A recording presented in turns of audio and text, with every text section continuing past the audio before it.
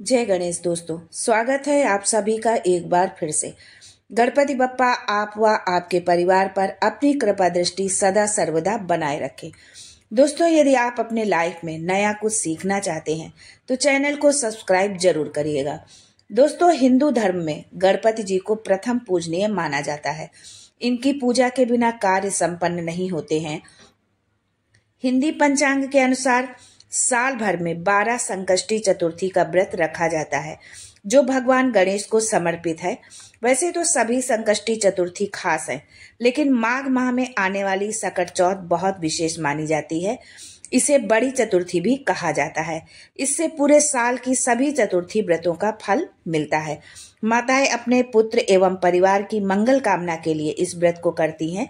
इस व्रत को करने से संतान पर आने वाले सभी कष्ट दूर होते हैं और उसकी तरक्की के मार्ग प्रशस्त होते हैं।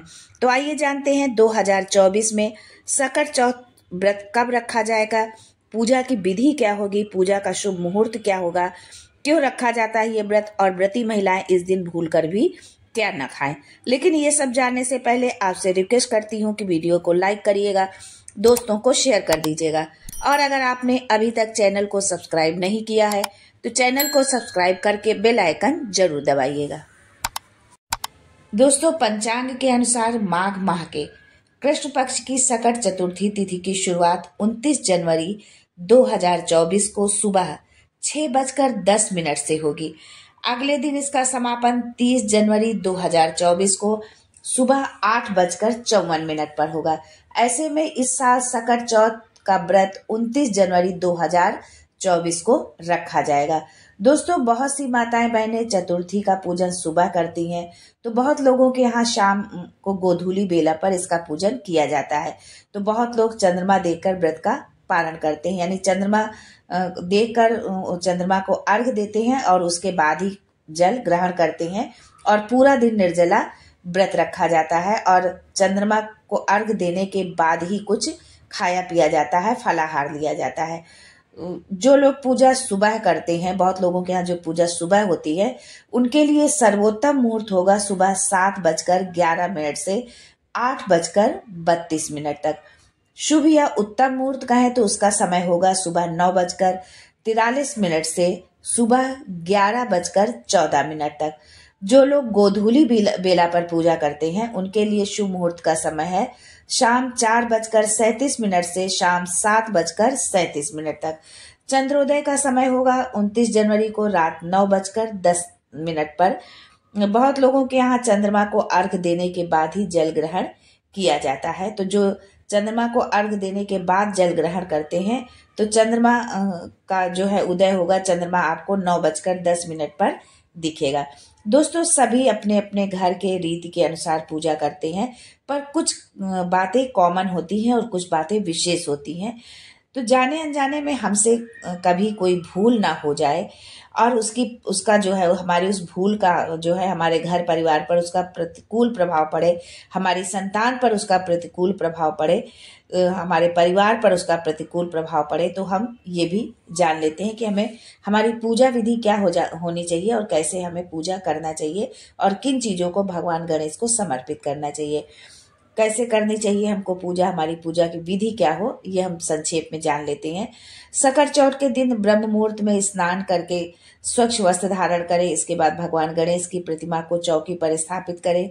गणेश जी के साथ माँ लक्ष्मी जी की भी पूजा करें। और जिन लोगों के यहाँ सुबह पूजा होती है तो ठीक है, लेकिन जिनके यहाँ शाम के समय पूजा होती है, वो सुबह के समय भी जैसे अपने दैनिक दिनचर्या में प्रतिदिन वो पूजा करते हैं, वैसे ही भगवान की पूजा करें। और पूजा करते समय जो है वो व्रत का संकल्प जरूर लें कि आज हमने ये व्रत रखा हुआ, हाथ में जल रखें, थोड़ा सा अक्षत रखें, पुष्प रखें, और अगर कुछ नहीं है तो सिर्फ जल लेकर ही वो पूजा का संकल्प पहले लें, व्रत का संकल्प लें, और उसके बाद ही वो अपने पूजा के बाद ही अपने व्रत की शुरुआत करें।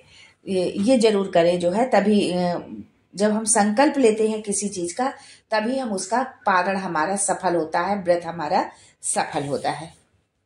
इस दिन आप ब्रह्म मुहूर्त में उठें, स्नान करें और स्वच्छ वस्त्र धारण कर लें। इसके बाद भगवान गणेश की प्रतिमा को चौकी पर स्थापित करें। गणेश जी के साथ माँ लक्ष्मी का भी पूजन आप करें, जो है माँ लक्ष्मी की मूर्ति स्थापित करें और उसका पूजन करें। गणेश जी और माँ लक्ष्मी को हल्दी रोली लगाएं, अक्षत चढ़ाएं और पुष्प, दूर्वा, मोदक आदि अर्पित करें। फल, मिष्ठान जो भी उपलब्ध हो वो उनको सब भोग स्वरूप उनको अर्पित करें। सकट चौथ में तिल का विशेष महत्व होता है, इसलिए भगवान गणेश को तिल के लड्डुओं का भोग आप जरूर लगाएं। ओम गम गणपतिये नमः मंत्र का जाप करें और जब आप पूजा कर रहे हो तो उस समय आप के मन में ये जाप चलता रहे, मन में आप इसका स्मरण करते रहें। स्मरण करते हुए आप अपनी पूजा को संपन्न करें। सकट चौथ व्रत की कथा जरूर सुने और आरती करें। रात्रि में चंद्रमा को अर्घ देकर सकट चौथ का व्रत आप संपन्न करें। जो है दोस्तों, माताएं अपनी संतान के सुखी जीवन के लिए सकट चौथ का व्रत रखती हैं। व्रती महिलाएं शाम को गणेश जी की पूजा और चंद्रमा को अर्घ देने के बाद ही भोजन करती हैं। बहुत लोगों के यहाँ भोजन किया जाता है और बहुत लोगों के यहाँ फलाहार ही, मोस्टली जो है फलाहार ही लोग लेते हैं, लेकिन सारा दिन निर्जला व्रत रखते हैं और पूजा के बाद ही वो जल ग्रहण करते हैं और फल फूल ग्रहण करते हैं। विशेष करके इसमें शकरकंद का विशेष महत्व होता है, तिल का विशेष महत्व होता है कि तिल के लड्डू खाती, शकरकंद खाती हैं पूजा करने के उपरांत। मान्यता है कि माघ माह की चतुर्थी के दिन ही भगवान गणेश ने अपने माता पिता की परिक्रमा कर अपनी तीव्र बुद्धि और ज्ञान का परिचय दिया था। इस व्रत को करने से संतान को अच्छा स्वास्थ्य, बुद्धि, समृद्धि में वृद्धि होती है, अच्छा स्वास्थ्य मिलता है।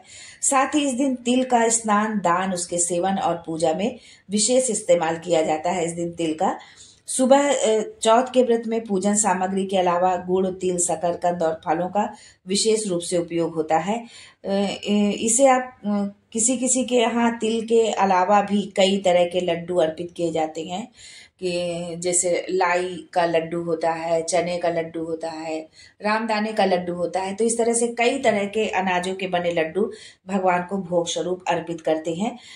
दोस्तों, इस साल सकट चौथ व्रत के दिन बहुत शुभ योग बन रहा है और वो शुभ योग है शोभन योग और त्रिग्राही योग का संयोग बन रहा है, जो कि बहुत ही शुभ माना जाता है। माना जाता है कि शोभन योग में गणेश जी की पूजा करने से साधक के जीवन में सुख, सौभाग्य और में वृद्धि होती है और उसकी आय में बढ़ोतरी भी होती है। दोस्तों, इस दिन एक चीज का विशेष ख्याल रखना है कि जिन बहनों ने, हमारी माता बहनों ने व्रत रखा हुआ है, वो जो हमारी व्रती महिलाएं हैं, वो भूल कर भी मूली का सेवन आप ना करें, जो है नहीं तो इससे बड़ी मात्रा में धन हानि की हो सकती है। आपकी इसकी आशंका होती है कि यदि आपने मूली का सेवन किया तो आपको धन हानि उठानी पड़ सकती है। इसलिए इस बात का विशेष ध्यान रखें कि वो मूली का सेवन ना करें। आज के लिए बस इतना ही दोस्तों, मिलते हैं अगले वीडियो में एक नई जानकारी के साथ। तब तक के लिए जय Ganesh and thanks for watching my video.